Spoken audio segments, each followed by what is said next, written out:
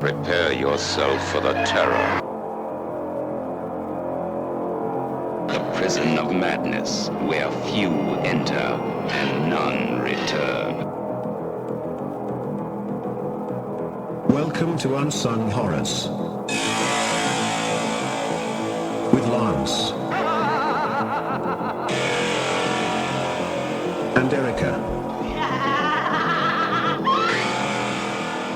Leave all your sanity behind. It can't help you now.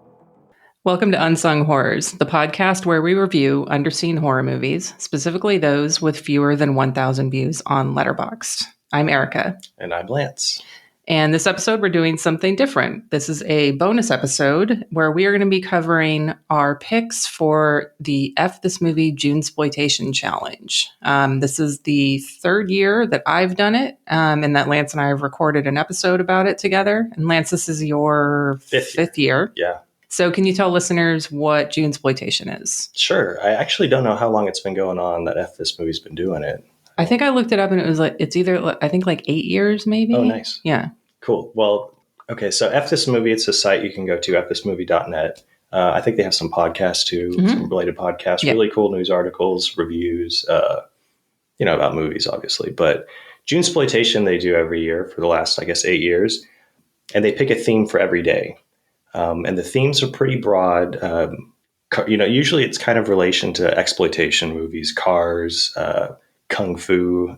There's some more out there. I'm like John, because this year we had 80s action, 90s action. Henry Silva. Sometimes I'll throw out actors. Henry Silva, Julie Strain, as you'll see. They always have on Fulci's birthday, July 17th. There's a Fulci one. June 17th. June 17th. How dare you? What did I say? July. Yeah. Well, we're recording. I don't know. I've been working too. But yeah, so they throw out these themes for every day. There's 30 themes. And it's pretty much up to the viewer. You can make a list of whatever the theme may be. It can be broad. It doesn't have to be too specific. Like, for instance, if you pick cars, you can, like my pick this year didn't have a lot to do with cars, but there were cars that were, played some big roles. Like it's not about you. Like if you only pick cars, you can only think of a few like specific car movies, like Christine, like Disney's Cars. Well, yeah. Well, you already spoiled my pick. Owen Wilson's great.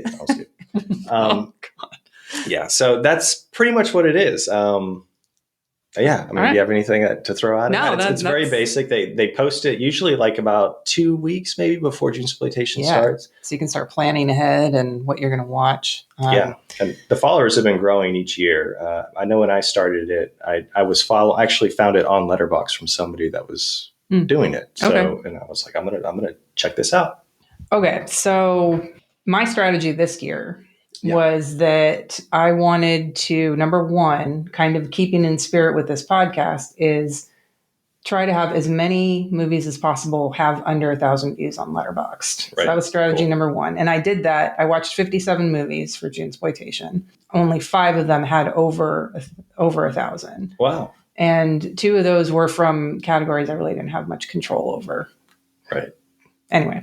And then the other part of it was that I wanted to pick a lot of movies from rarefilm.com or Cave of Forgotten Films, because I feel like it's a really neglected site, and it's got, it doesn't have the best like filtering features. Like you can only go to browse and then click on like a specific genre or a country or a decade. Right. But you can't do more than one of those. So I can't say, let me see 70s action movies or 70s horror movies. Like I can only go just one. Yeah. But I picked about half of my picks are from the Cave of Forgotten Films. Nice. And I found some really great ones that are actually some of my top movies for this month. So that was my strategy.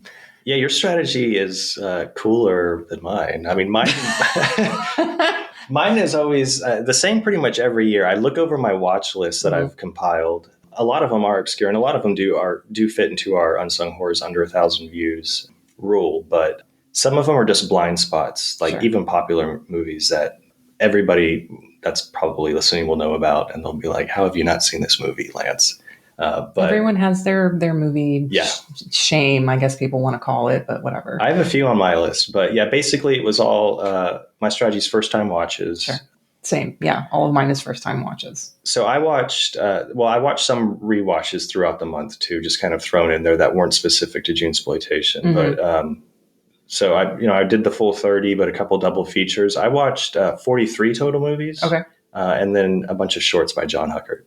I saw that on Letterboxd. Yeah. So I'm saying I did 47 Okay. films. I mean, technically, like I had a bunch of other movies that I watched during June, but I didn't really count them for Junesploitation, but also because I didn't really like have anything to say about it. Like I saw the amusement park, which I have plenty to say about, but I know everyone has seen it, so I'm not going to add anything new to that. I saw The Conjuring 3, which was awful. I saw In the Heights. Just like nobody can talk about that. It's Sarah wanted to watch it. Okay, I was going to ask. I'm like, Sarah wanted to watch that, so yeah. So she put it on one night, and I was like, wanted to lay down and watch something. So I was like, yeah, I'll go ahead and watch this. Sure. I'll talk about it a little in Junesploitation. Okay, I don't think that we're the audience for that movie. I'm just going to say that much. Yeah, well, I'm perfectly aware of that. The musical aspect of anyway. Musicals was a theme this year, though. We'll get to that. But my pick was not In the Heights. Just be clear. Okay. Some other just random stuff I watched before we jump into categories. Demons of the Mind, 1972, which I had on our list to potentially cover in the podcast, cool. And no, we're not going to. Okay. It's got great deaths, but it's really unfocused. It's a Hammer film, but it doesn't look or feel like a Hammer film at all. It's like a psychological sort of movie. And honestly, it's probably going to pass 1K before I would feel like revisiting it anyway, which is kind of the main reason why we're not going to cover it. Is it in the set? No, I have a Shout Blu-ray for it if you want to borrow it. And then I did I finished all the Omen movies. I watched Omen 4. Oh, good. I didn't care for it. I don't know what you're thinking. I thought it was fun. I liked it better than part 3 with, that's the Sam Neill one. Yeah, well, part 3's ending can fuck right off. But like, I like Sam Neill so much that I was willing to forgive the rest of the movies. But, yeah. Anyway. And then I did a internet horror double feature. I watched Followed from 2018, which is about this obnoxious YouTuber who goes to like film a haunted house, and so John and I played this game where we were like, let's write down what we think is going to happen in this movie. Like, what are all the tropes that are going to happen? I got a lot right.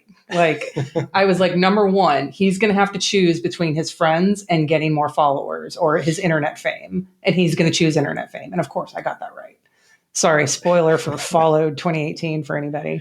Knock that off my watch list. Yeah. And then Fear.com, which is... it is awful. I think I'm envisioning the poster in my mind. Like a skull and it's like like that. And when I reviewed it on Letterboxd, Austin commented, and he was like, "I can't stand that the website name is fear.com spelled out .com."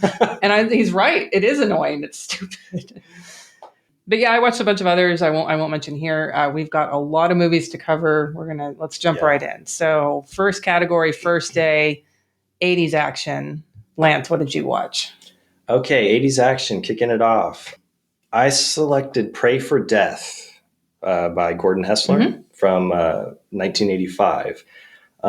This was an Arrow video Blu-ray I picked up at like MondoCon years ago. Yeah, I've got it too. Yeah. And I just watched it for the first time last year. So it's pretty good. It's about it stars Sho Kosugi, if I say that right. I'm always nervous that I'm going to mispronounce some of these names that I have on here, but Sho Kosugi, he accidentally kills his brother and leaves Japan for America with his family. Him and his family get thrown in this terrible situation where they purchase this old building, and the building's being used as kind of like a drop off for stolen jewelry for like mobsters and gangsters and stuff. So a necklace actually ends up going missing that some mobster's supposed to pick up, and they kind of start harassing his whole family. It was okay. It was a fine movie. Yeah. There's a guy named James Booth who produced it. He plays a great villain named Limehouse Willie. Yeah. Do you remember him? He's like a cross between Dick Miller and like Darren McGavin or something. He's just brutal in it. Great opening credits, a lot of cheesy songs. I looked at your review, and I think you gave it like 2.5. You rated maybe? 2.5. Yeah. And I could see why, because there's like 2 or 3 scenes where Limehouse Willie he comes very close to killing children. Yes. And it didn't happen. So I was like, okay, that's probably the rating. But I kind of loved all the crazy characters. Well, specifically him, he made it for me. And the score was interesting too. A guy named Thomas Chase did the score. He did films like 976 Evil and Bulletproof. But this one was real catchy. It sounded kind of comedic. And then I looked up too, and he did like a bunch of Scooby-Doo animated films. Okay. He also did the Batman versus Dracula cartoon, which, check it out. But yeah, that's my first 80s action. It's a fun way to kick it off. I watched it on June 1st. Spoiler, a lot of these movies I didn't watch on the actual day. Yeah, same. I jumped all over the place. And I'm going to say it right now. Every movie I talk about, I'm going to recommend. Oh, God damn it, Lance. Yeah, Come I mean, on. we'll do our top 5s and Right. bottom 5s. And maybe there's one that I wouldn't recommend. But everything in the universe is worth seeing once. Right? No. Yeah, maybe you're right. Not to everyone. So, Pray for Death, Gordon Hessler, 1985. I didn't see if it was streaming anywhere, but I don't know, but yeah, the Arrow looks great, and Arrow always has really great special features. So yeah, I didn't dive into any of them really. This time. I mean, it's Junesploitation. Nobody has time for special features during Junesploitation. Yeah, that's true. Yeah, that's very true. So my initial pick, and I say initial because I ended up watching 4 movies for this category, only because I was like, damn it, that wasn't good enough. And then I kept going for more. So my first one that I officially picked was, it's on Cave of Forgotten Films, called Not Another Mistake, acronym for NOM. Okay. Yeah. Okay. It's a rescue mission movie. It's got really underdeveloped side characters. I kind of knew who one of them was because I kept calling him the Frog Brother from Lost Boys, because he looked just like the Corey Feldman one. He was dressed just like that in it. So, which I know isn't saying much because Corey Feldman's dressed like he's going to war. But anyway, It's basically, if you've seen Rambo 2, you've seen this movie. Well, that sounds good. No, it's not. It's an hour and 45 minutes. Well, so it way overstays its welcome. The last 30 minutes is just fight after fight and explosions with just no clear sort of anything in it. And it stars Richard Norton, he comes up a lot in like Cynthia Rothrock movies.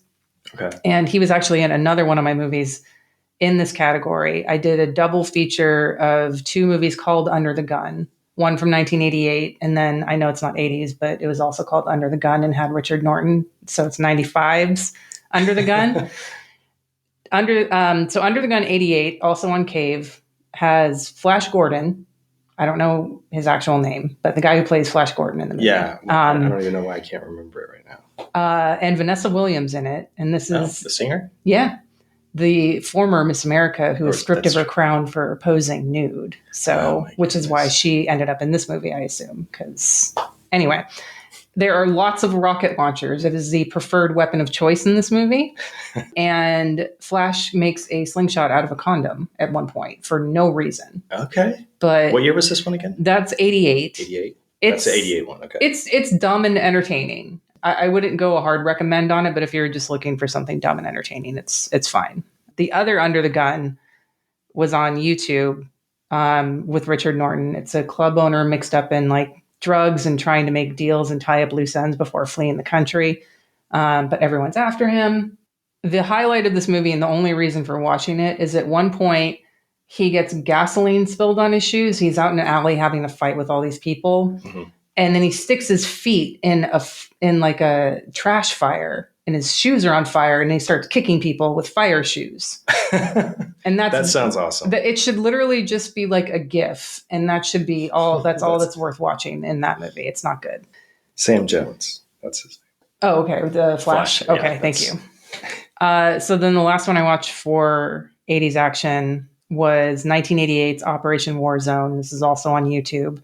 Now, I picked this because it stars, quotation marks, Joe Spinell. Okay. I think I had that one in my queue for a long time. Yeah. Have you seen it then? I haven't watched it. Not yet. Okay. So it's directed by David A. Pryor. He did Sledgehammer, Killer Workout, Deadly Prey. Nice. So Joe Spinell, is in it, but he sits in a chair for the 4 scenes that he's in. He's channeling his inner Cameron Mitchell in this movie. Right. And 90% of this movie, and I'm not even exaggerating, is people running through the jungles of Vietnam, or really Griffith Park, or reverse shot of 2 groups of men shooting at each other. And that's literally it. It has the most ridiculous score. Like when they're running through the jungle, it'll be like sitcom score. or like he's having a fight with like a fisticuffs, and there's like some rom-com score. It's the weirdest thing. So I don't recommend it. Pryor clearly peaked at Deadly Prey. But yeah, I think I remember adding Operation Warzone to my list because I wanted to go through all of Spinell's like catalog. I mean, if you're a completist, sure, but if it's just him sitting in a chair, yeah, like that doesn't sound. It's not the Joe Spinell we know and love. So next category was slashers. I did Murder by Phone, aka Bells, from 1982. This is also on Cave of Forgotten Films. Science has created the ultimate instrument of death, your phone. This movie, it feels very TV movie. It's pretty tame for the most part, but it's got amazing deaths in it. So basically, the villain has set it up so that when you answer the phone, he's concocted some sort of electronic thing on his end to have this like escalating beeping sound that makes your eyes start to bleed, and then like lightning comes out of the phone and like electrocutes you and you die. Are the bloody eyes effects like real good? They're okay, yeah. They're not like full cheese. Like no, it's not full. Yeah, I mean, nothing's like that. But I mean, it's good for what it is. It's mostly a murder mystery. It's got a little bit hint of giallo with a faceless killer and some inspired colored lighting. So not technically a slasher because the murder weapon's a phone, but it is a mystery killer and people are getting picked off one by one. They're kind of being stalked in a way. So I'd recommend it. Murder by Phone 82 on Cave. Cool. What about you? For slashers, I chose The Initiation, 1984. Yeah. This is on Tubi. Again, like I said before, these have been most of these are watch list movies. Directed by Larry Stewart and Peter Crane. It stars Vera Miles, Daphne Zuniga, introducing Daphne Zuniga, and Clu Gulager is in it. Yeah. This is Zuniga's first film. I love it. I thought it was great. I thought she was really impressive in her first feature role, later to become, the princess in Spaceballs. Mm-hmm. Yeah, so The Initiation, Daphne Zuniga, she's a college student and she's pledging to a sorority. And as a kid, she witnessed her mother and her mother's lover accidentally, I'm doing quotes, accidentally killed her father in a fire. And she starts having these recurring nightmares or kind of like repressed memories of that night. And while she's writing a college paper on dreams, she begins to have these weird hallucinations. The twist in this movie, no spoilers, but if you read a couple of reviews, you'll see everybody's kind of talking about this twist. And it's kind of like a giallo type of lazy, like, this is how we're going to end it. Like, boom, like just out of left field. And I loved it. It was like oddly satisfying. So you'll never see it coming. So that's why I think everybody should see it. It's a solid synth score. There was this actress named Marilyn Kagan who plays one of the young girls named Marcia, and she was giving it her all. Like, I was so captivated by her. Yeah, just a great little slasher that throws this fucking ending at you that's like they're trying to be Psycho or something. But yeah, I recommend it. It's on, I think I said it was on Tubi. Yeah. I think I watched that the first time last year, maybe the year before. I really liked it too. So cool. Yeah, recommend. It had like some death by like guarding tools and stuff, and just some great screams from all the victims. It's good. It's nice. Worth it. So the third one, or our third category, the theme is Henry Silva. Yeah. So I'm going to get through mine real quick because I know Erica really wants to talk about it. I love my man. So my pick was, mine was an Audible. I originally had Thirst on there, but then I found this one called Probability Zero. also known as Possibility Zero or Operation Red Point. It's from 1969, and the main reason I picked it was because it was written by a young Dario Argento. Okay. It's a war film, World War II film, directed by Maurizio Lucidi. And in the credits, I noticed that Aldo Lado was the assistant director. Oh, okay. Yeah. So I'm going to be mentioning his name later. Spoiler alert. But Henry Silva plays Duke. He kind of puts together a ragtag team of crazy soldiers with their own specialty to bust into a Nazi warehouse. Mm-hmm. To destroy a downed airplane and the radar system that's in it because the Germans are attempting to basically rebuild it. Okay. Basically Guns of Nazarene or like The Bad Batch or something. Kind of like an Inglourious Bastards type thing too. Okay. It definitely feels like a film from the 60s. It's very dialogue driven and has gorgeous scenery, exterior shots. There's a lot of scenes with them boating to their destination. So there's a lot of like mountains behind them and stuff. Really pretty. I mean, I could actually envision like my dad or like my dad's dad watching it like some lazy Sunday afternoon. But yeah, the dialogue driven, it makes those action scenes a lot more potent because there's some pretty good action in there. But the script seems to be written for like a 4-hour epic war film. There's so much going on in it. So there's a lot of weird jumping and kind of fast forwarding scenes just to get, obviously to the end point. I do recommend it, but I think if like we give it like the 3 hours it deserves, we're looking at a 5-star World War II film here. Okay, Henry Silva, Erica. So I did 1976's Crime Busters, aka Poliziati Violenta, or Violent Cops. This was on YouTube. And now don't confuse this, there is a 1977 Crime Busters. Okay. Not with Henry Silva, so why would you watch that? It's a solid Euro crime. It's got Henry Silva as an Air Force major teamed up with cop Antonio Sabato. And they sort of just cross paths because like they're both kind of after the same crime ring for the same reason or for different reasons.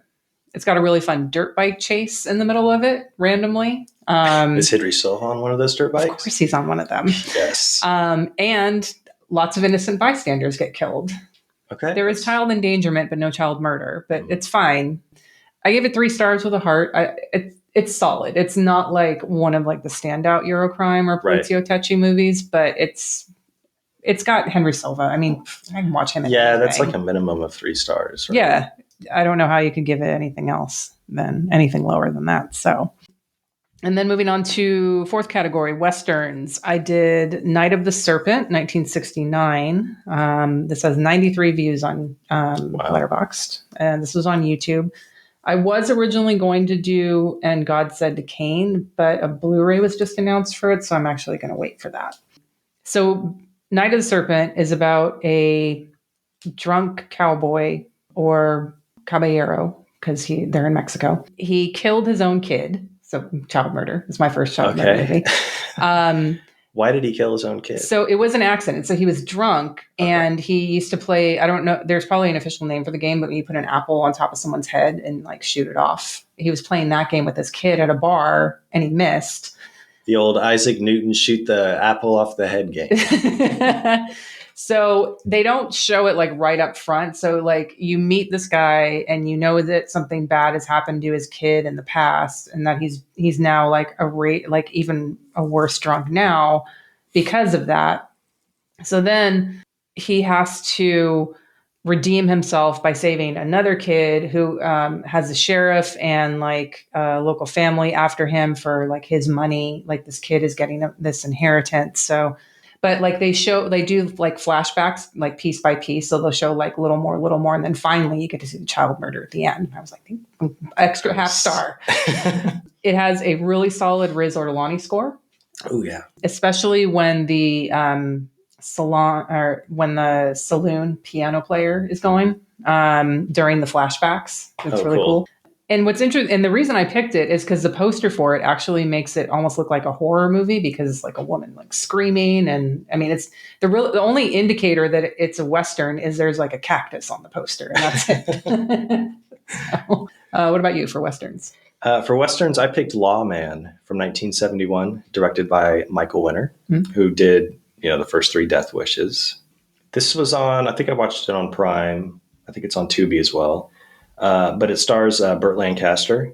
He's a lawman from a town where some cowboys got drunk. And one night, while kind of hooting and hollering in the streets of this small town, they start firing their guns and they accidentally kill an old man that's just kind of walking in the street.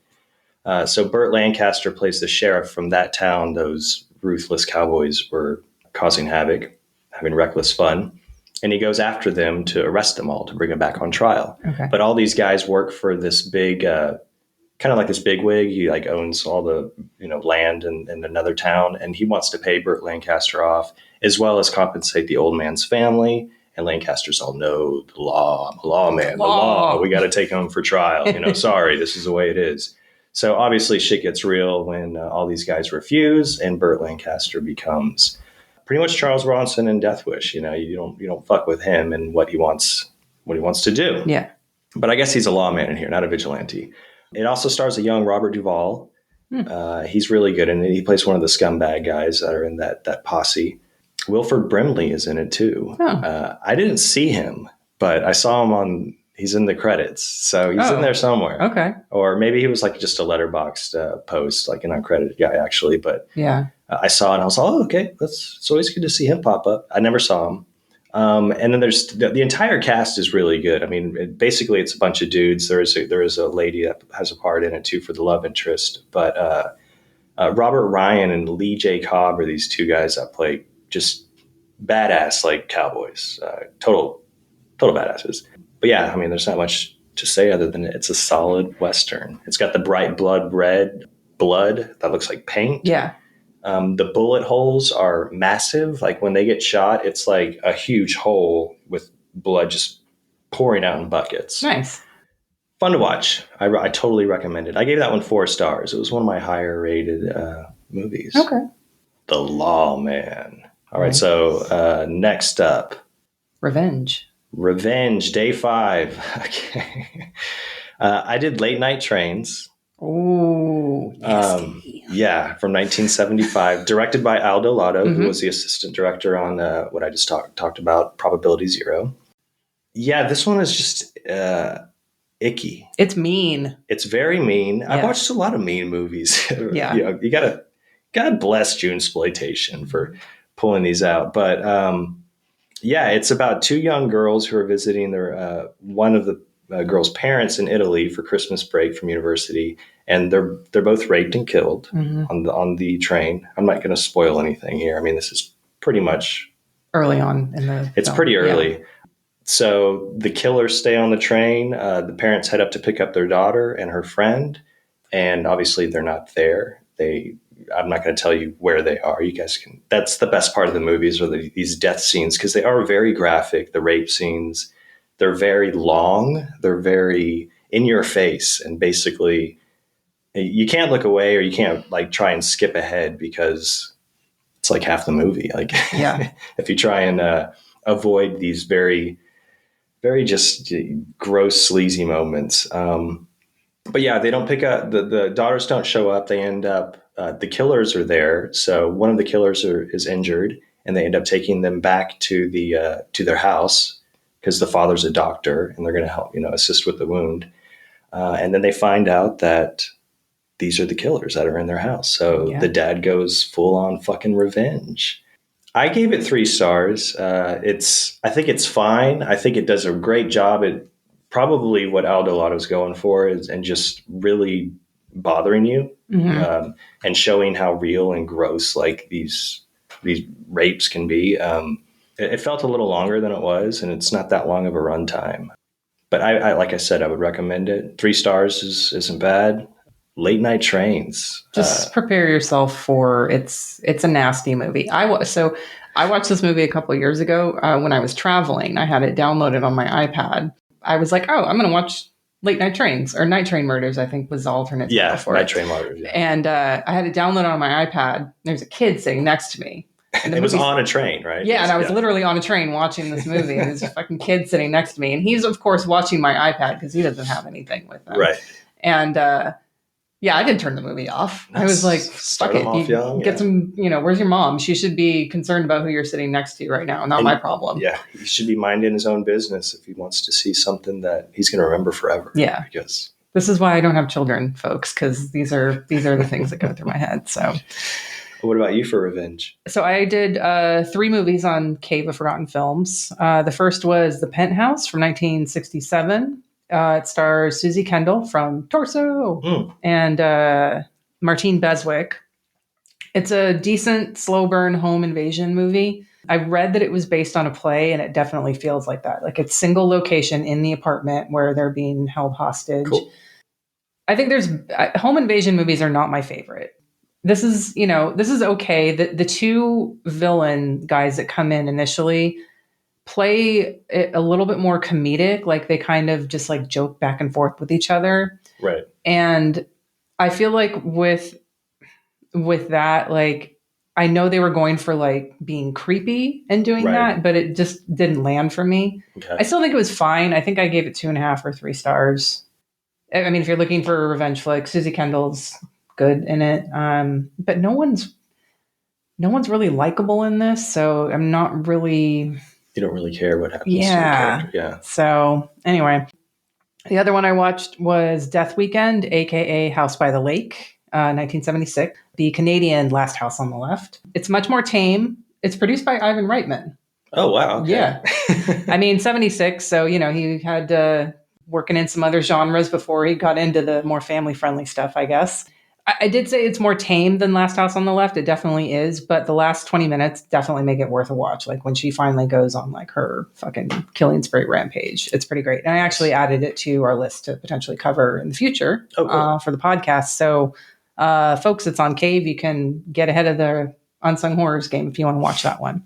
But my official pick was Golden Knight, Nuit Dior, starring Klaus Kinski, one of my favorites, 1976. Again, this is on Cave.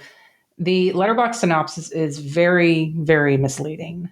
It says, after his family tries to kill him and he has been pronounced dead, Michael returns from the dead and sets about getting revenge on his family members. So it makes you think that like it's some like supernatural. Right, that he's killed and comes back. Yeah.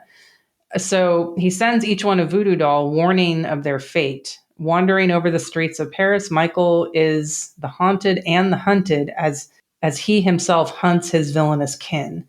It's correct in broad strokes, but it's really more so his quote unquote death is very convoluted. Like what happened to him and why everyone thinks he was dead. It starts way after that whole event happened, and they don't really go back to explain what happened.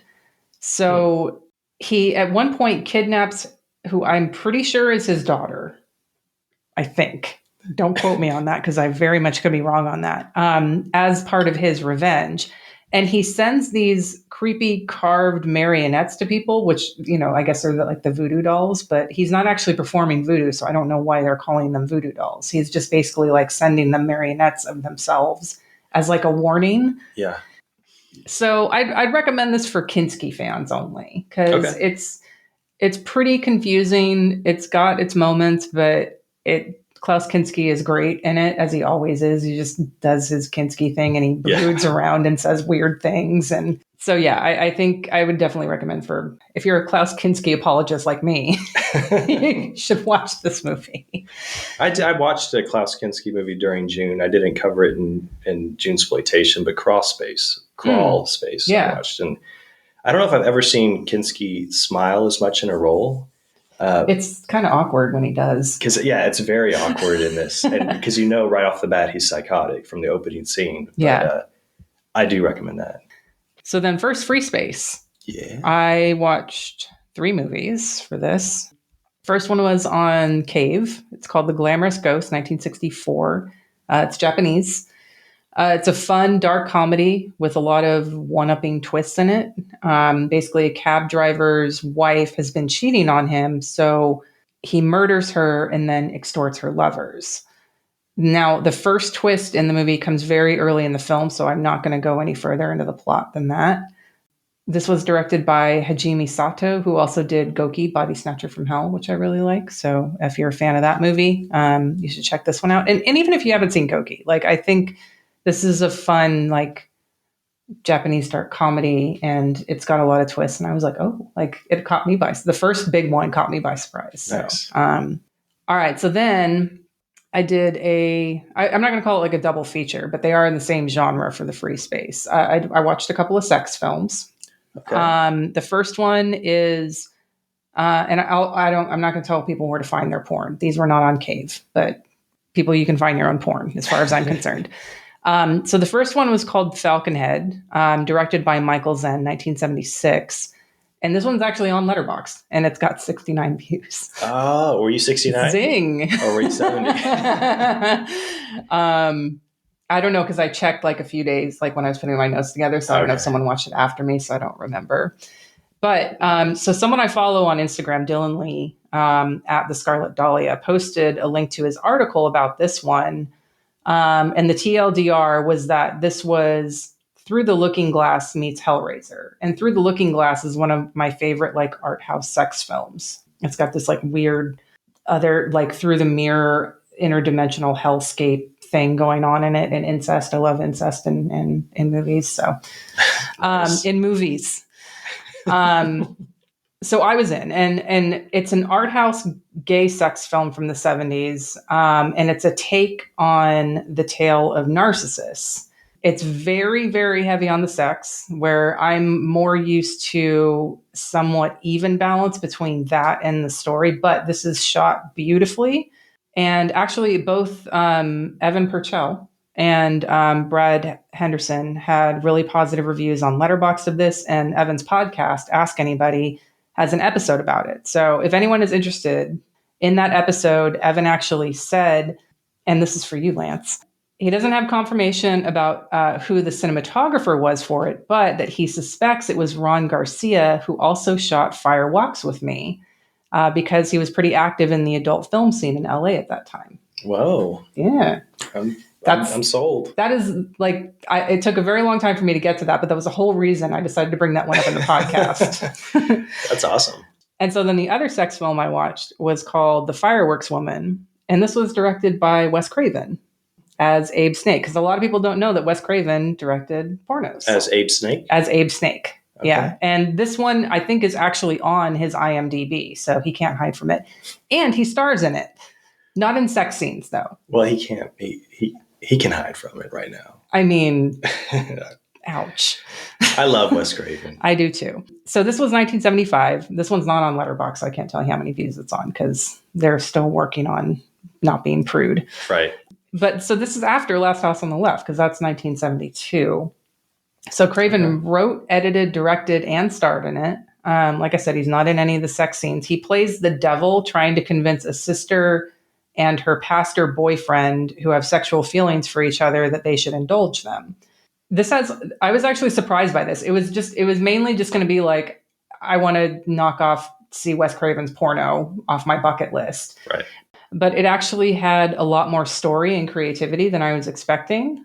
So I would say this is for a very specific recommendation audience, if you are a fan of the vintage erotic movies that Vinegar Syndrome puts out, then you should seek this one out.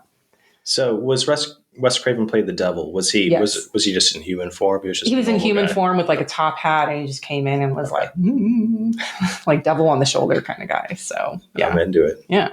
What was your first free space pick? My first pick was Penitentiary 3.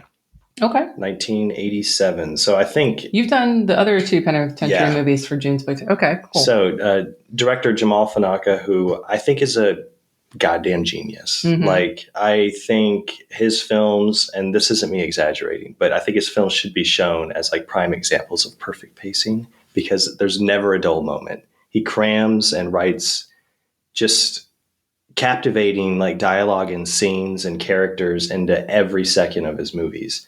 And Penitentiary 3 has been my favorite of the three.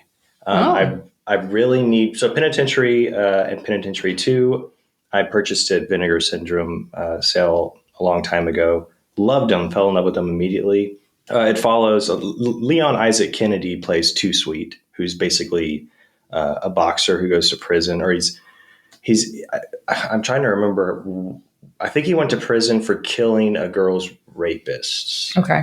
That sounds familiar from like two Junesploitations ago. And so he's been staying in prison. He's been in prison since, Penitentiary, the original.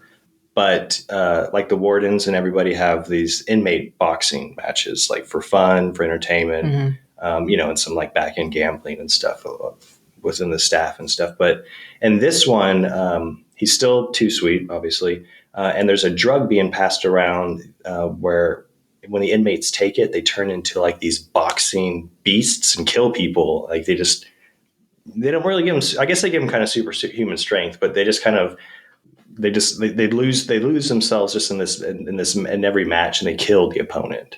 And Too Sweet is drugged. He's fighting one of his friends just in a match. Mm-hmm. He's drugged with this thing, and he accidentally kills him in the ring. So he's like, he thinks something's up.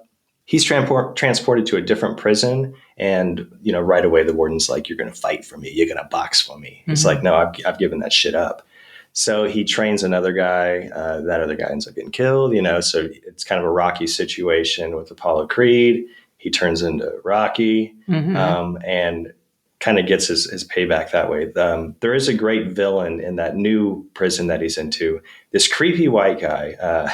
Named his character named Serengeti. Mm-hmm. He's played by Anthony Geary, and I had recognized him. I was like, that name sounds familiar. Yeah, I was like, well, when you see him too, he has this really like sleazy face.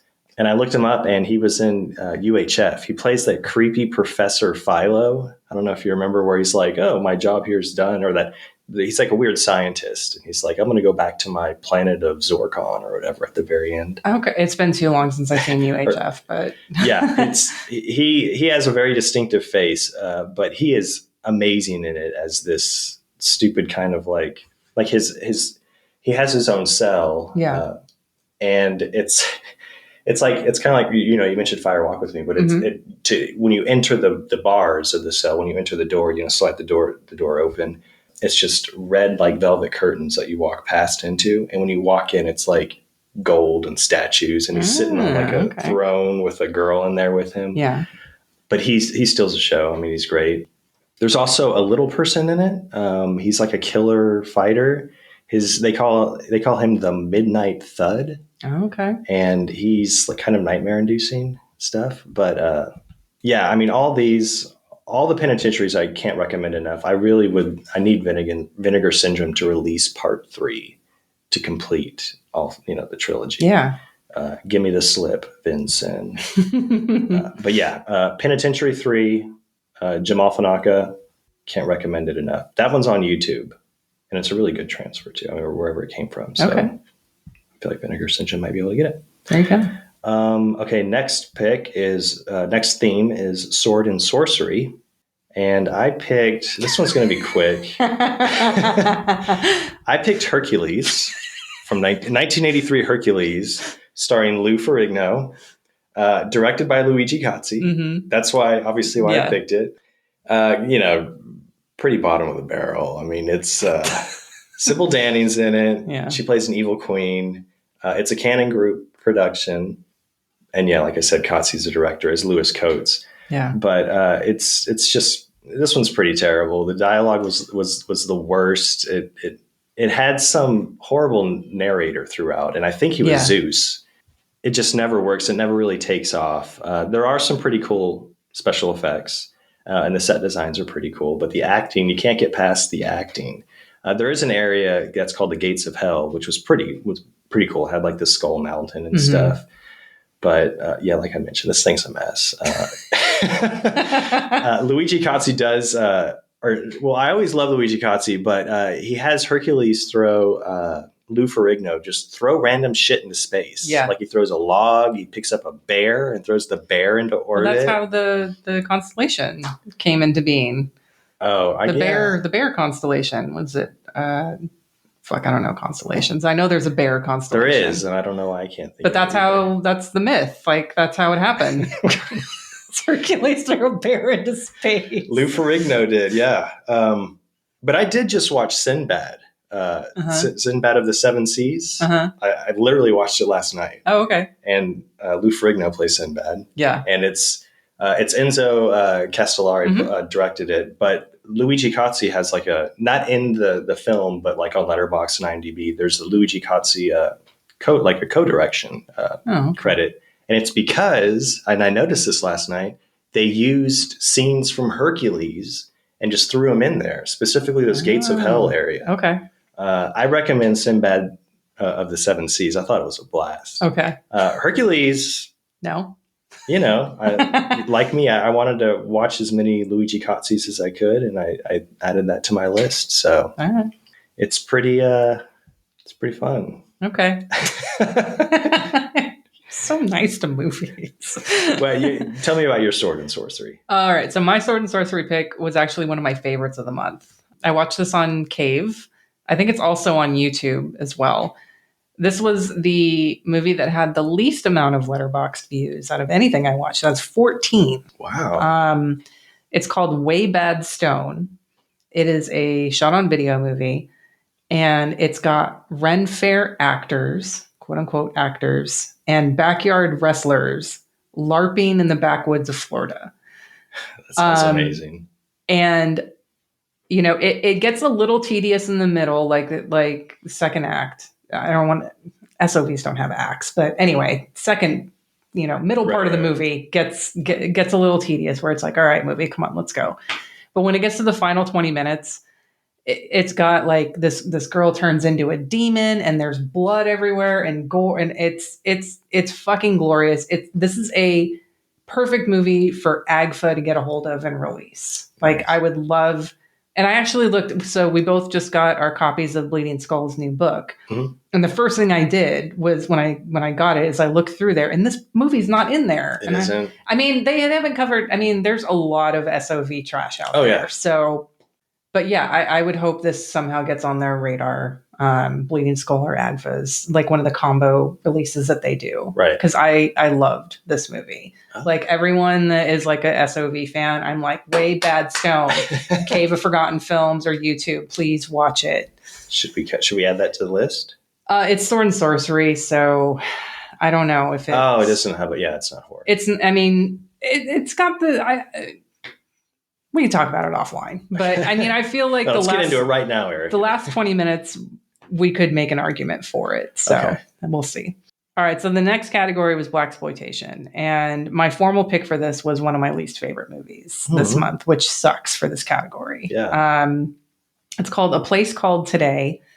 This was also on Cave of Forgotten Films, which unfortunately under the Blaxploitation category on Cave only had like 2 movies. So it was this or the other, or another one. That sounds heavy. It sounds like, is it dramatic? Yeah. So it's about a black man who decides to run for mayor, but behind the scenes, he has a group committing violent acts throughout the city in order to instill fear in the community and get them to vote for him. But the main problem with it was, like, because that on its own is kind of a neat premise. Mm-hmm.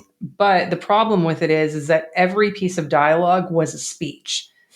So that whenever there needed to be like a meaningful conversation or a meaningful, powerful speech, it lost its effect because every single conversation was that. It had zero impact. It has a nasty rape scene at the end. It was written and directed by an adult filmmaker. This is not his genre. Like, you can see like that influence at the end of it. Mm-hmm.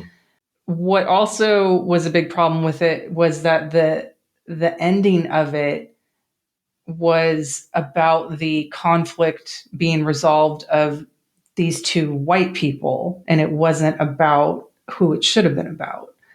So it was all kinds of wrong. Yeah, it was a huge bummer for that category. So I watched another in this category, which was actually your pick for Blaxploitation. So I'll let you talk about that. Cool. Yeah, my pick was The Candy Tangerine Man. Love it. 1975. Yeah, I loved it too. This was another Vinegar Syndrome Blue I picked up. How'd you like to make $20,000?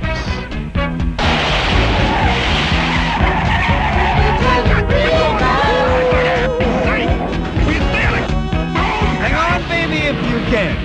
You're going for a ride with the Candy Tangerine Man.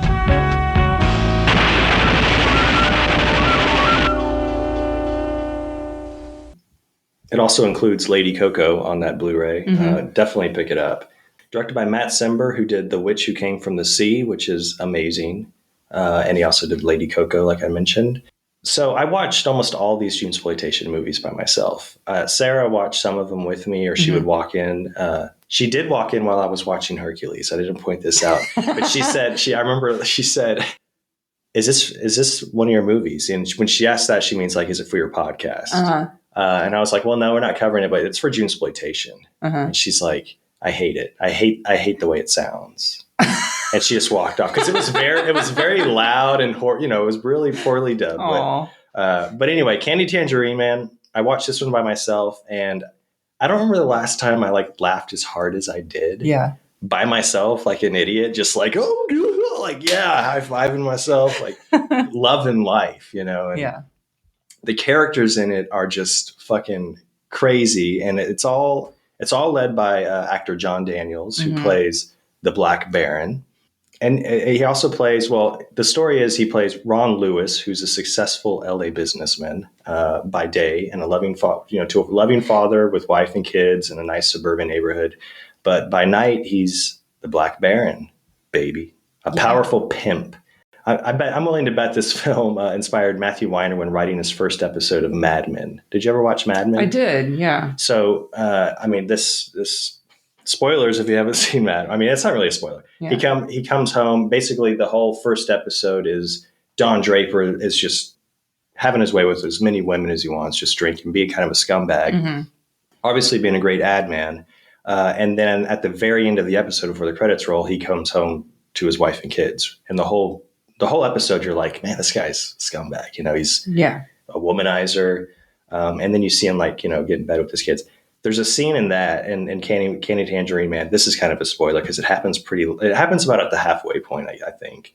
But yeah, he's pimping. He's doing his pimping stuff all like the first half, beating the shit out of people, throwing them out of the windows, getting his money. And then he just goes home to his wife and kids with like his... It's got to mow the lawn. Yeah, his goofy white neighbors and stuff. I just love this movie. I really want to watch it in a packed theater. I would love to see Draft House do like a repertoire screening of it. It had a few lulls, I remember, but that funky score and like this cast of characters just keep it moving. George Buck Flowers in it. He plays one of the cops. He's clean cut, clean shaven, but it's him as soon as he starts talking. Oh yeah. I can't recommend the Candy Tangerine Man enough. I didn't see if it was streaming anywhere, but I didn't see it on Tubi, which is where the vinegar stuff usually ends up. Yeah. So I'd recommend you guys picking it up. Again, it's a double feature. It has Matt Simber's Lady Coco on it as well. Great movie. Okay, so theme number 9 is the big one, Italian horror. Woo. This was the first one I lined up as a double feature. So I'm going to talk about 2 films. That's fine. I'm going to, when we get to 80s horror, I've got 6 to talk about.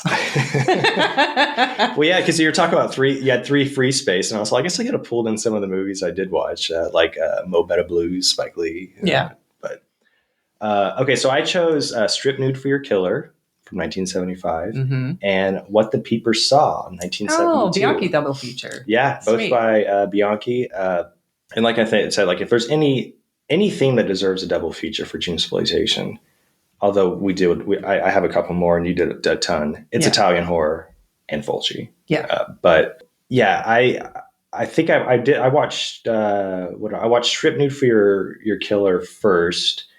And it's Benaki, so you're going to get something pretty sleazy. Yeah. But for Strip Nude for Your Killer, within the first half second that this thing is going to be gross because it literally starts like this cold open with a woman getting an abortion, and you're right behind the doctor's head, the camera view, and you just pan up and boom, there's Bush, and you see that he's performing an abortion. Yeah, what you're getting into as soon as you see it. It doesn't really get that much sleazy, but it's pretty sleazy. I mean, there's a lot of pretty brutal killings, great murders. The serial killer in it, he or she turns on the faucet, every time like he or she's going to kill somebody. Mhm. And it always just sounded like a dude pissing in the toilet. So it's just like, okay, somebody's going to get murdered because he's taking a piss. Here we go. Yeah, Berto Pisano does the original score. He also did Patrick Still Lives and Burial Ground, but this one I remember it like being standout. It's probably my favorite that I've heard from him. But it was fine. I actually only gave this one three stars. That's fair. And I did watch this one actually in order the next day after the Candy Tangerine Man, and I had to make note of this because there's a scene in here where a titty gets cut off. Yep. Oh, and that happens in Candy Tangerine There's a scene, Man too. So I saw 2 films where a boobie gets cut off, and it's great. I mean, again, Junesploitation. Thank you very much. Like, this is what the month's about. And then What the Peeper Saw was the other one. Fuck yeah. I love this one. Yeah. I gave this one 4 stars. Probably my favorite. I love Burial Ground, but this is probably my favorite. The Peeper is just, it's better made all around, I think, than any of the other movies I've seen from him. About a creepy ass kid who claims he was sent home from school due to like a chickenpox outbreak. And his wealthy father and his young stepmother, played by the beautiful Britt Eklund, they take him in, obviously, to take care of him when he's out of school. She starts to believe that the young boy murdered his own mother. And the entire movie is just this kind of psychological analysis of what she's thinking, the reasons that she believes this kid is like some sort of crazy murderer. It focuses on the relationship between the father and son and how she's kind of the outsider and this weird sexual energy between the kid and the stepmother. It's a wild ride, and it's really well put together. I mean, the tension builds, and that third act, I didn't see it coming. Like, it really kind of went off the rails when, she starts kind of realizing what's happening, and it also has like one of the best endings in the thriller. Yeah. Yeah, I'm sure Erica loves the ending. I do too. So, spoiler alert, you might guess what happens, but it's really, this one I totally recommend. I think this was on Tubi. Oh, was it? Okay. I thought I loaned it to you. I did watch it from your... Yeah, okay. Yeah. I was like, this is on Tubi? Okay. Strip Nude for Your Killer was on Tubi. Okay. I feel like when I was looking it up, though, I feel like What the Peeper Saw was on Okay, too. I mean... but I did watch the Blu-ray you lent me. Got it. Okay.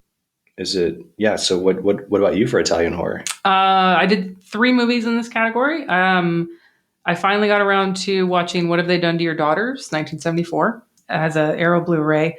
This is a sort of unofficial sequel to What Have They Done to Solange, directed by Massimo Dallamano, same director as Solange. And it's also centering around schoolgirls being corrupted. Solid police procedural with giallo elements. Got a great score by Stelvio Cipriani. And if you've seen Tarantino's Death Proof, part of this score is actually used in Death Proof in one of the car chase scenes. Oh, wow. Cool. And then I also watched Lamberto Bava's Body Puzzle, 1992. This was on Canopy. 92, wow. Yeah, this movie fucking honks. It's an hour and 40 minutes, and it felt way longer than that. There are some good kills in it, and buried in there somewhere very, very deep is a good concept. I don't know. I feel like maybe the twist would have worked better if this was made 20 years earlier and by somebody else. But it's got Giovanni Lombardo Radice's in it, and he's a gem, as always. Every time he shows up, I'm like, yay. I think I gave it 2 stars. I think that's being a little bit generous, honestly. But my main pick for Italian horror was a movie called Distant Lights, 1987. This has 19 views on Cave. Wow. This has 19 views on Letterboxd. You picked some good ones, some obscure stuff. I'm going for the deep cuts. So also on Cave. So this probably actually would have worked better in the sci-fi category. It's barely a horror movie. It stars Thomas Milan. Nice. And he fucks an alien in this. Very nice. She doesn't look like an alien, though. She's like from another dimension through the distant lights or whatever. And so basically, have you seen Starman? Mhm. And Pet Cemetery. So if you take those two movies and mash them together, that's what Distant Lights is. So That sounds awesome. I mean, it's okay. I think it was a TV movie. So the alien sex, it doesn't show much. It's just No, like some it's just music. like it's like a man and a woman, and then you find out later she's an alien. I mean, it's kind of spoiler, but not really. So basically, Thomas she has a Milan. baby and No, Okay. no, I wish. I was hoping for that. I would have given an extra bump if that had happened. But so Thomas Milan's wife has died, and his son keeps saying, I saw mom in the field over here. And he's like, she's dead. What are you talking about? Aliens are coming down and inhabiting corpses. Basically, the government kind of knows about it. And then Thomas Milan finds out after he sleeps with one of them and is trying to like hide her from them. So that's where you get like the Starman / Pet Cemetery. The one that he kind of sleeps one. with, is it the one that looks like his wife? No, she's someone who is helping him kind of figure out what's going on, but then she gets killed, but then comes back and he's like, how are you? Anyway. Oh, I guess. So, the wife does come back at a certain point, but then she gets killed again. Damn. I know. I mean, I'm probably making it sound more interesting. I'm intrigued. All right. I mean, you can watch it. It's not a hard recommend for me. So, it's fine. It's an interesting little thing in like late 80s Italian horror, but it's not necessarily, it's no Primal Rage. Nothing is Primal Rage. Nothing is Primal Rage. So, all right. Next category is Scott Adkins. I'm going to be perfectly honest. I was not looking forward to this category because You're not going to find a lot of deep cuts here. No, I had to break my streak of over or under 1,000 with Scott Adkins. So this is just what did I watch? Oh, Close Range, 2015. That definitely sounds like a Scott Adkins. It was on Prime. Like I said, it was the category I was least looking forward to. I tried to keep an open mind, though. I'm like, it's Junesploitation. This is where you like watch things you wouldn't normally watch. Right. But I didn't care for it at all. It's overpacked with cliches. I hated the score. It was just like this wannabe Western twangy, but it takes place in Arizona, but they have some Mexican cartel people coming over. I will give it credit for this, though. They actually had Mexicans speaking Spanish. That's good. So I here's the thing. I can appreciate the physicality of Atkins. I get it. Have you ever seen an Atkins movie? No, before? this is my first Scott Adkins movie I've ever watched because I looked at, all the options on Letterboxd and I was like, they all look the same. They're all the same poster. But it's his movies are just not my taste, and really just modern action movies in general are not my taste. Like frantic camera work, egregious slow motion, where it's like every time it's like a dramatic kick, it's got to slow down and show the full spin. It's just and like every moment or every movement having a stock sound effect and just so many cuts. Like I can't. Yeah. I know that Lisa from Bad Movie Bunnies podcast also watched this one for the category, and she was also very sort of meh about it. And she actually also did a 3-part Junesploitation podcast episode too, going through her picks. Nice. So, but anyway, Scott Adkins, not a fan. What about you, So Lance? I had seen some Scott Adkins movies before. I watched all the Undisputed films years ago. It was one part. I think there's 4 of them. Yeah, I think there's 4. And part 4 was actually premiering at Fantastic Fest. It's called Boyka, which is Scott Adkins' character. He's in part 2 and 3. Okay. So I do like a lot of the cheesy action stuff. It's from time to time. So my Scott Adkins pick was Ninja from 2009, directed by Isaac Florentine, and they have a very established working relationship. He also did Undisputed sequels, part 2 and 3. I think Scott Adkins might be in every single one of his movies that he's directed, and he seems to direct a lot. But I didn't really think I'd enjoy this as much as I did. This was on Tubi, but it's just like you already pointed out, really great action that you can't look away from. It's just fun to watch. Isaac Florentine he does have a pretty cool directing style. He knows how to direct action movies and fights. I got to give that to him because he kind of follows the movements really well.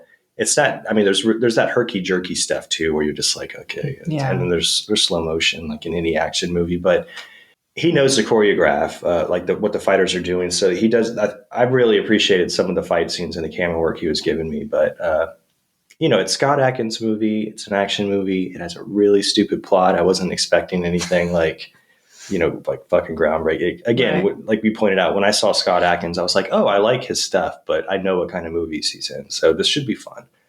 And I have to point this out. I think Ninja would be a straight up like fucking banger if they didn't use CG blood. Okay. I hate digital blood. I think it's the worst. There's Midnight. What is it called? Midnight Meat Locker? Is that what it's called? The Clyde Barker movie? Midnight Meat Train. Midnight Meat Train. Yeah. And that's all like digital blood. And that's the reason, to me, that I kind of like that movie because it's so bad, the digital blood. But that movie is what really elevated my hatred for digital blood at the same time. Yeah, same. This one feels like, I mean, it's 2009. That's why there's a lot of digital effects. But it does, the whole action and the whole kind of stupid plot action setup felt like a 1990s Cannon Group film. Mm-hmm. It's under an hour and a half. I think it's definitely worth the time. And as I was like kind of watching it, I was like, well, I guess I need to give part 2 a go. So Scott Adkins double feature time, folks. Ninja, Shadow of a Tear, 2013, directed by Isaac Florentine, starring Scott Adkins. Yeah, not as good as the first Ninja. That's the reason I didn't like it is because, I'm not going to give like a huge spoiler away, but there's no villain in this. There's no proper villain. You have no one central. It's all over the place. Like it's just Scott Adkins like beating up a bunch of bad guys, and you're kind of like, where's this going? What's the end game here? Like it's revenge. This one would fall on revenge as well, because I guess I'll spoil it. Nobody's probably going to watch Shadow of a Tear. His wife from the first movie is killed like within the first 10 minutes of this one. So that's where he just kind of goes at it. But this sequel is just, there's no established villain. So I was not really into it. You're just watching fights that kind of go on for a long time. Okay. I recommend both. But Ninja 2009 is great. I know you don't like it when I recommend stuff that I don't. I mean, I gave Ninja Shadow of a Tear 3 stars. Really? Yeah. You sound like you don't care for it at all. You're so nice to movies. I gave Ninja, the first Ninja, 3.5. I think maybe I was just kind of on a high of like, all right, I just completed the fucking Ninja series. Okay. Yeah, 3 stars. 2.5 is like perfectly average, like right in the middle movie. Yeah. No, okay. I mean, I might give it 2.5. Okay. I'm not trying to make you like downgrade your scores, That's but exactly I'm just trying, like, you recommending, like, I recommend everything. It's like, I do recommend everything. Except I can't trust your taste if you say you recommend everything. Well, you're not supposed to trust it. I'm just here to tell people, hey, figure it out yourself, man. We all got different tastes. Fine. Okay. Vigilantes. Move on. Okay. Vigilantes. This is theme. We're on 11. We're just rolling along here. Another blind spot. Hobo with the Shotgun, 2011. So this was fun. I mean, I've had a lot of friends who've enjoyed it, so I've been wanting to watch this one for a while. Obviously, it stars Rutger Hauer, and he is a badass. He plays the hobo with the shotgun. Yeah, I mean, it's just super over the top, going for that kind of grindhouse feel that was kind of happening during that time. Yeah, I felt like that movie was like doing the self-aware exploitation grindhouse thing, and I wanted to like it more. Same. And it's fun, but yeah. We were talking about like mean horror or mean humor and just a mean movie. This one, the humor is like everybody in it is a complete fucking asshole. Mm-hmm. Rutger Hauer is pretty good.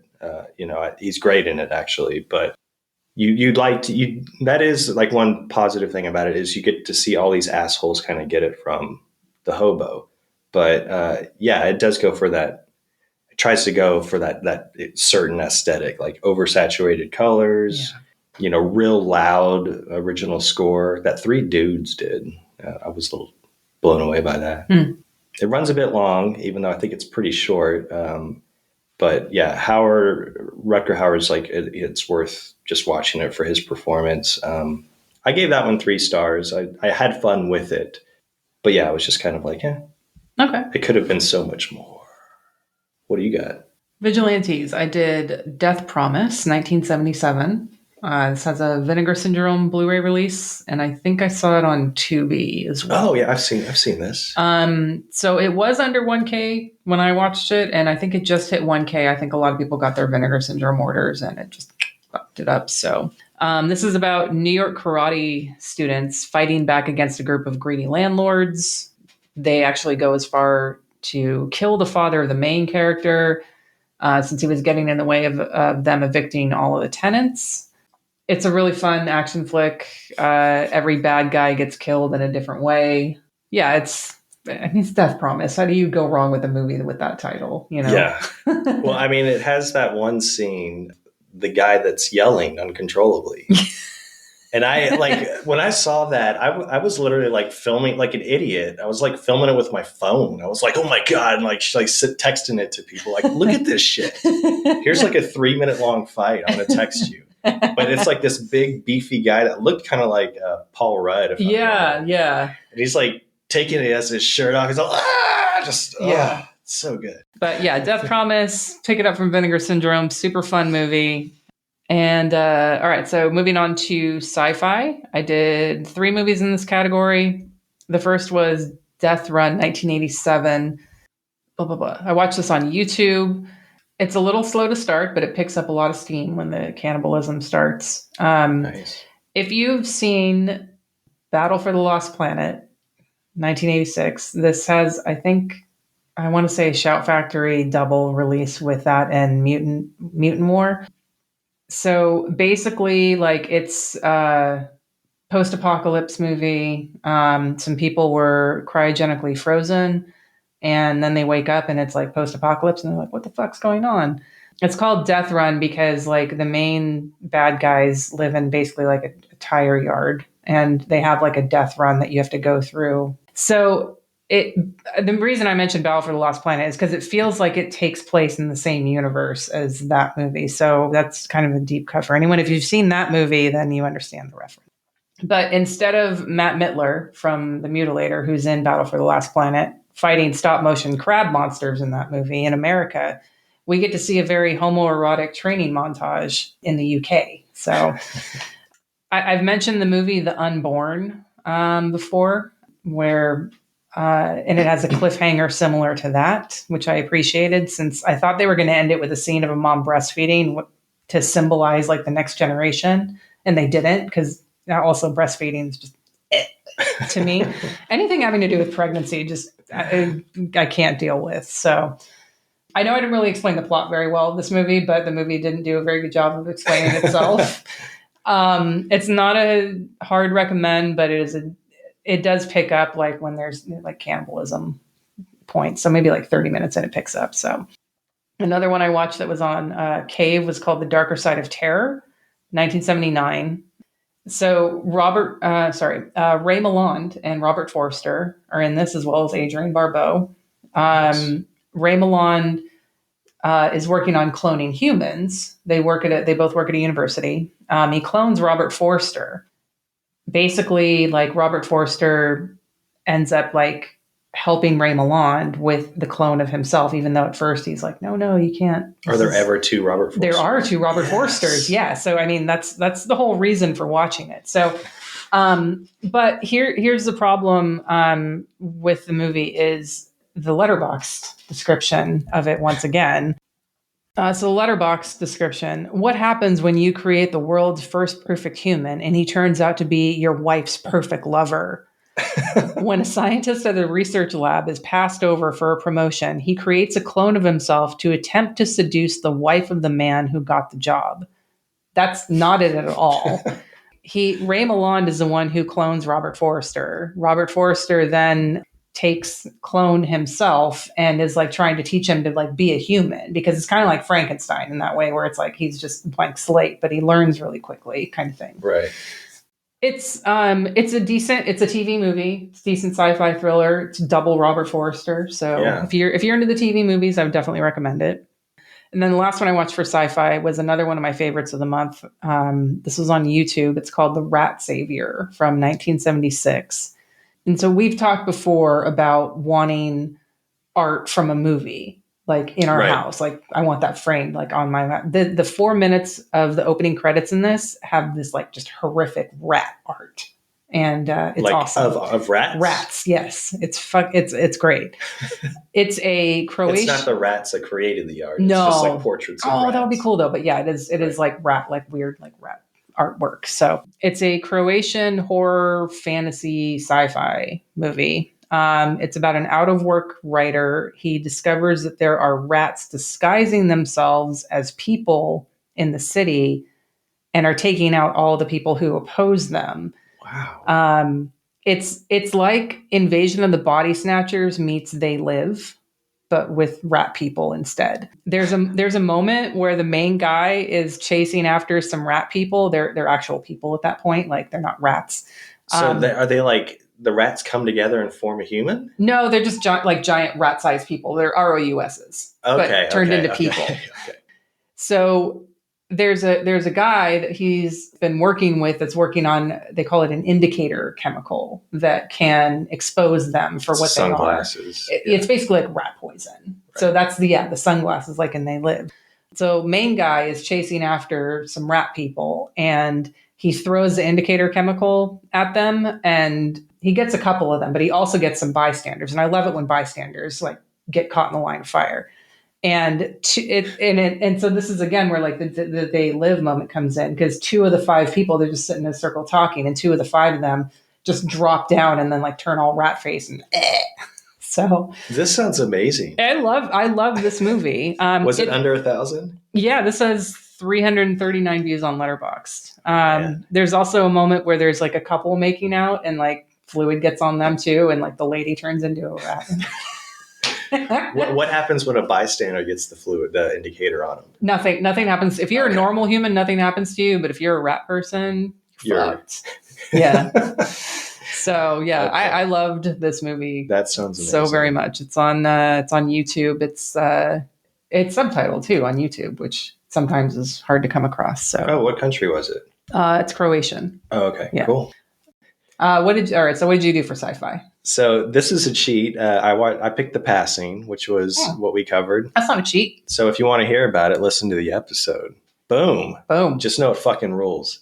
And there's a lot of, I mean, we talk about existential dread in it, and we get deep in this fucking episode. Yeah. We talk about ghosts, spirits, a spiritual realm, if they're real or not. Mm-hmm. Erica is a big believer. Okay. I lost a lot of respect for her, guys. But seriously, check out that episode. It was a lot of fun. The Passing from 1984, directed by John Huckert. It was on Tubi. Yep. It was on Tubi, and Vinegar Syndrome have a Blu-ray release with awesome special features. We talk about a lot of that on the podcast. So 80s comedy. My pick was Crush Groove from 1985. Hell yeah. You're rolling with the rush, and that's all you need to know.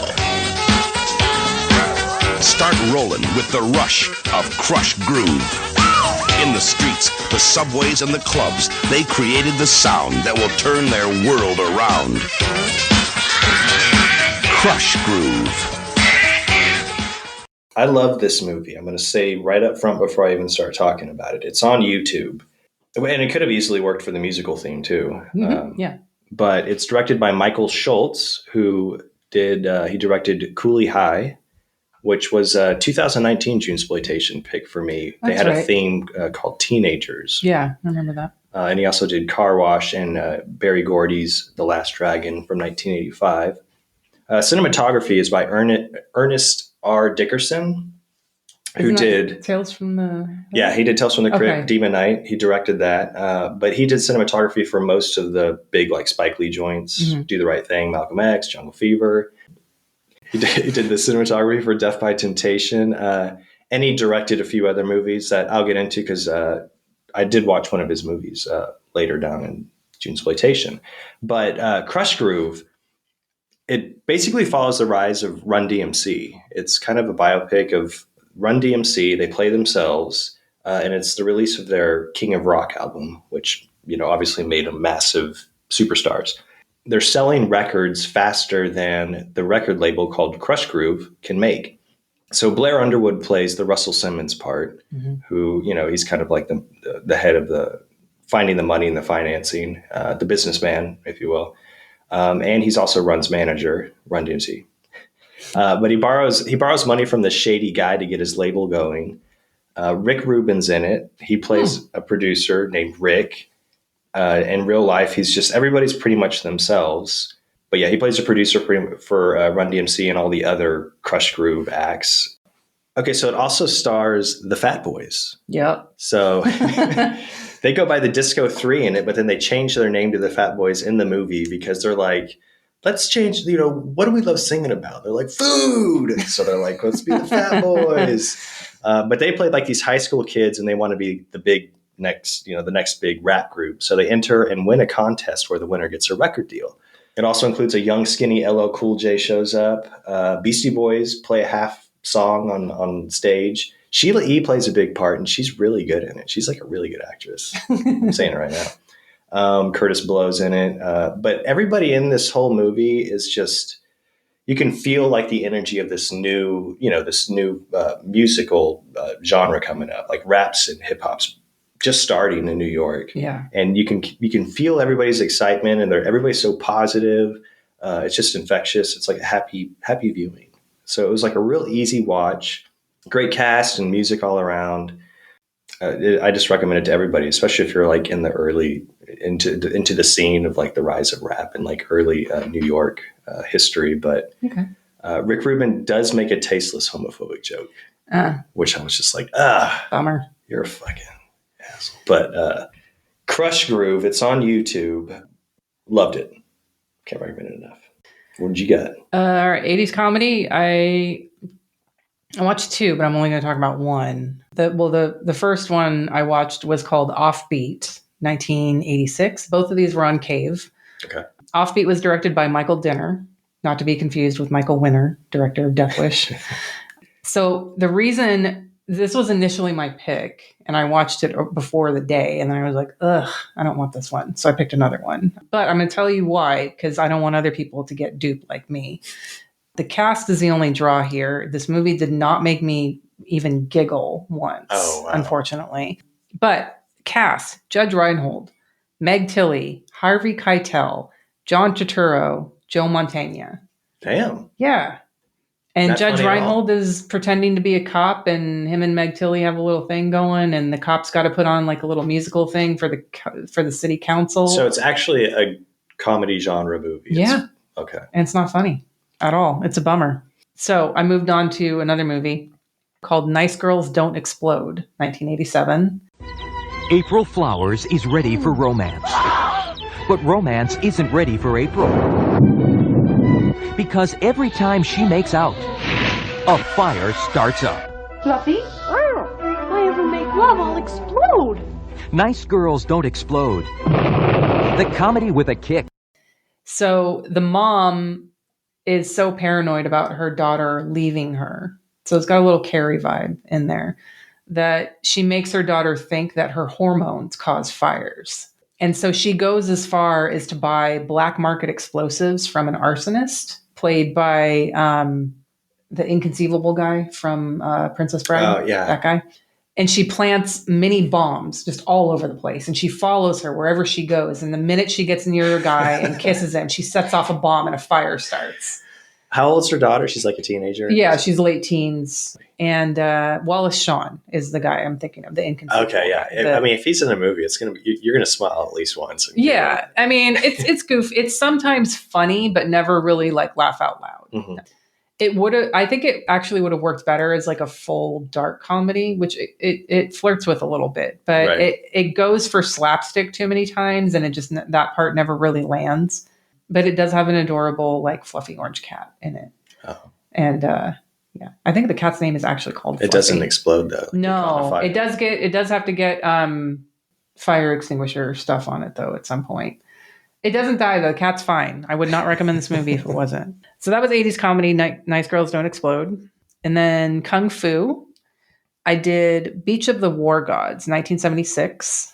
This I watched on a DVD. This was not as kung fu-ish as I thought it was going to be. It's mostly sword fighting. But it was written, directed, and starring Jimmy Wang Yu. It's about some Chinese villagers who band together to recruit outside help to defend themselves against marauding Japanese pirates demanding protection money.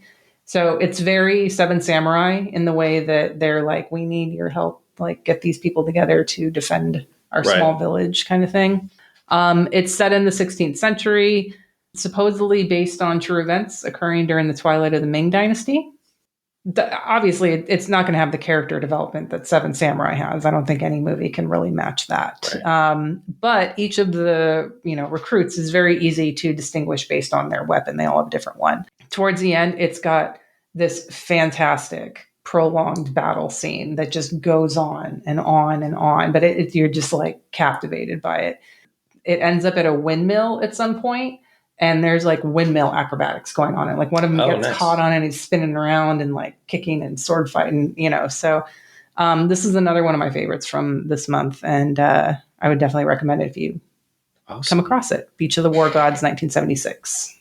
Cool. So my Kung Fu pick was Clan of the White Lotus from 1980. Have you seen this one? Yeah. It's good. Directed by Lo Lee, who also stars as Priest White Lotus in here. Yes. And Gordon Liu from the 36th Chamber of Shaolin, an 8-diagram pole fighter. He plays Pal Mi. I'm going to say Pal Mi. And basically, he wants to take revenge against Priest White Lotus because the White Lotus killed his brother, but he just doesn't have the strength or the fighting ability to match up against White Lotus's fighting. So he learns the fighting technique from his brother's widow that she has. So it's really cool that he needs a woman's technique in order to beat like one of the most powerful in combat in this, this area.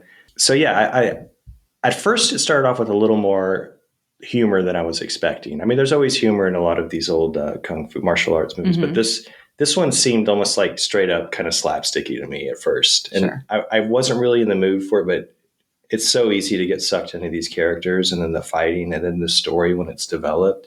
It just immediately grew on me. So I ended up giving it 3.5 stars. There's a lot of silly moments, especially when Gordon Liu is practicing like the women's technique. He gets very like, ooh, like it's really like over the top. Like he's trying to act like a woman. And I'm like, okay, this is silly. And it kind of beats that into like, it's just beating a dead horse because he does it quite a bit. But the final fight becomes really fun to watch because he kind of pulls out everything that he's learned. I would recommend it for sure. That's on Amazon Prime. Nice. So Clan of the White Lotus. And now we're moving on to day 15, sequels. Yeah. I wrapped up watching all the Psychos with Psycho 4, The Beginning. Ooh. From 1990. In 1960, Alfred Hitchcock created a film that is perhaps the most terrifying thriller of all time. Psycho.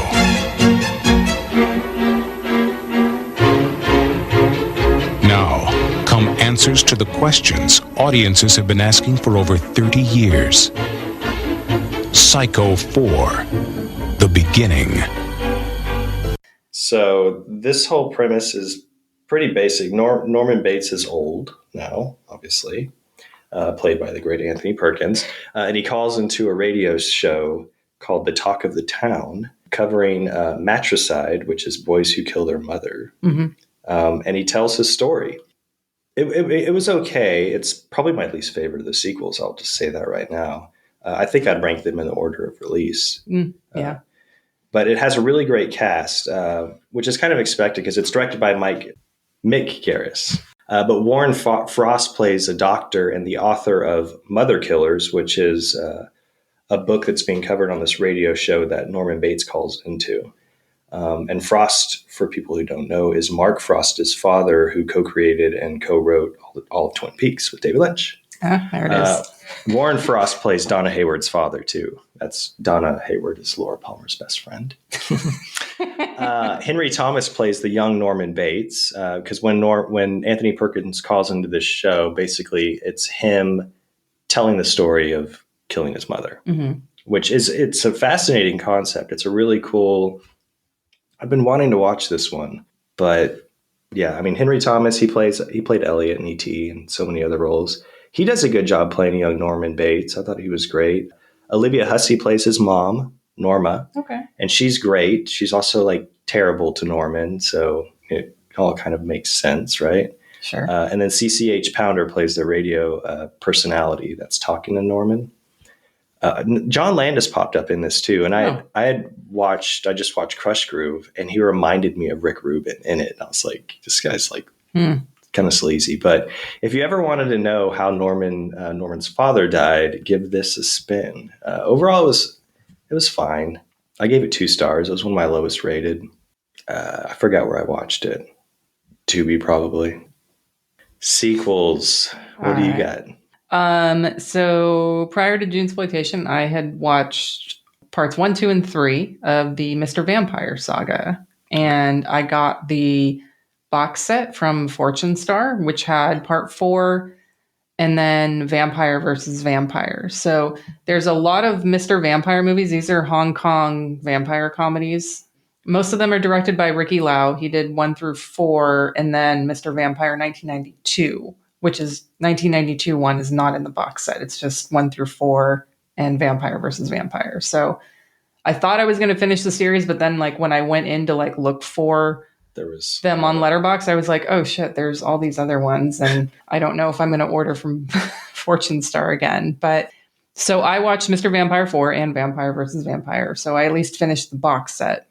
So this one doesn't, the problem with Mr. Vampire Part 4 is that it doesn't have the star of the first 3 movies, Lam Sing Ying. So it's kind of missing something, but it's still a lot of fun. The first half is mostly just 2 feuding neighbors, a Taoist and a Buddhist. But then like once the vampires finally show up, they have to like bond together to defeat the vampires. And it's a nice message because it's, you know, not one person's religion, magic can defeat the vampires better than the other. They have to work together to do it kind of thing. I dig it. But it's more fun when it's just the Taoist Mr. Vampire Lam Sing Ying in it. And so Vampire versus Vampire 1989 was actually, he's back in this one. And he also directed this one. And it's been a while since I've seen 1 through 3. I feel like I watched the first one just a couple of years ago and then maybe part 3 last year. But I think this might be one of my favorites of the series. I'd have to go back and rewatch the others. Nice. So, but like part 4, it takes about 30 minutes to get to the main villain in the story. But the toilet humor is kept to a minimum in this one. And there's a lot of like literal like shit jokes and dick jokes and stuff like that. It's in part 4. There's like some nuns that provide some comedy relief. And these ones are just a lot of fun. I love hopping vampire movies. They're super fun. This movie, I think I might have given an extra half star because I think it possibly has the most fake bats in a single movie ever. And I love fake bats and fake spiders.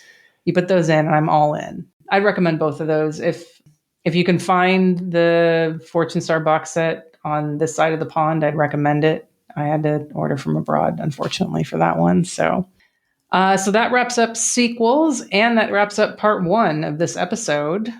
So be sure to tune in for part 2, where we're going to go through the rest of the categories. Plus, we've got some shout outs from other people who participated in Junesploitation. We're going to share what their top 5 picks were as well. So you're not just getting our recommendations, but a few other people's as well. Thanks for listening, and we'll see you for part 2.